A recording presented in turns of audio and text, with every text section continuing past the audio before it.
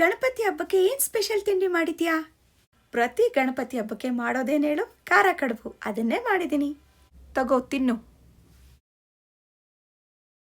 ಅಕ್ಕ, ತುಂಬ ಸೂಪರಾಗಿ ಮಾಡಿದ್ಯಾ. ಹೇಗೆ ಮಾಡಿದೆ ಅಂದರೆ, 1 ಲೋಟ ಕಡಲೆಬೇಳೆನ 2 ಗಂಟೆ ಟೈಮ್ ನೆನೆಸಿಟ್ಟಿದ್ದೆ. 3 ಲೋಟ ನೀರನ್ನು ಕುದಿಯೋಕೆ ಇಟ್ಕೊಂಡಿದ್ದೆ. ಅದಕ್ಕೆ 2 ಲೋಟ ಅಕ್ಕಿ ಹಿಟ್ಟು ಹಾಕಿ ಬೇಯಿಸ್ಕೊಂಡೆ. 20 ನಿಮಿಷ ಬೇಯಿಸ್ಕೊಂಡಾದ್ಮೇಲೆ ಅದನ್ನು ಮುದ್ದೆ ಥರ ತಿರುಗಿ ಮುದ್ದೆ ಮಾಡಿಕೊಂಡೆ. ನೆನೆಸಿದ ಕಡಲೆಬೇಳೆನ ನೀರು ಹಾಕ್ತಿ ರುಬ್ಕೊಂಡೆ. ಅದಕ್ಕೆ 2 ಈರುಳ್ಳಿ, ಸ್ವಲ್ಪ ಕಾಯಿ ತುರಿ, ಹಸಿಮೆಣಸಿನ್ಕಾಯಿ, ಸಬ್ಸಿಗೆ ಸೊಪ್ಪು, ಕೊತ್ತಂಬರಿ ಸೊಪ್ಪು, ಸ್ವಲ್ಪ ಶುಂಠಿ, ಕಡಲೆಬೇಳೆ ರುಬ್ಬಿಟ್ಕೊಂಡಿದ್ದಕ್ಕೆ ಎಲ್ಲಾನು ಹಾಕಿ ಅದಕ್ಕೆ ರುಚಿಗೆ ತಕ್ಕಷ್ಟು ಉಪ್ಪು ಹಾಕಿ ಮಿಕ್ಸ್ ಮಾಡಿಕೊಂಡೆ. ಆಮೇಲೆ ಉಂಡೆ ಮಾಡಿಟ್ಕೊಂಡೆ.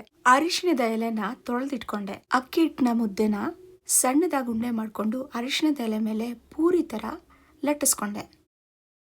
ಕಡಲೆಬೇಳೆ ಮಸಾಲೆನ ಅದ್ರ ಮೇಲೆ ಆಮೇಲೆ ಅದನ್ನು ಅರಿಶಿಣದ ಎಲೆಯಿಂದ ಮಡಿಸಿಟ್ಟೆ.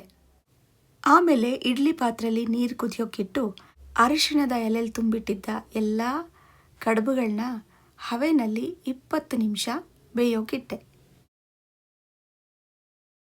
20 ನಿಮಿಷ ಆದಮೇಲೆ ಅದನ್ನು ಓಪನ್ ಮಾಡಿದೆ. ಅರಿಶಿಣದ ಎಲೆ ತೆಗೆದು ಅದನ್ನು ಚಟ್ನಿ ಜೊತೆ ಸರ್ವ್ ಮಾಡಿ ನಿನಗೆ ತಿನ್ನಕ್ಕೆ ಕೊಟ್ಟೆ.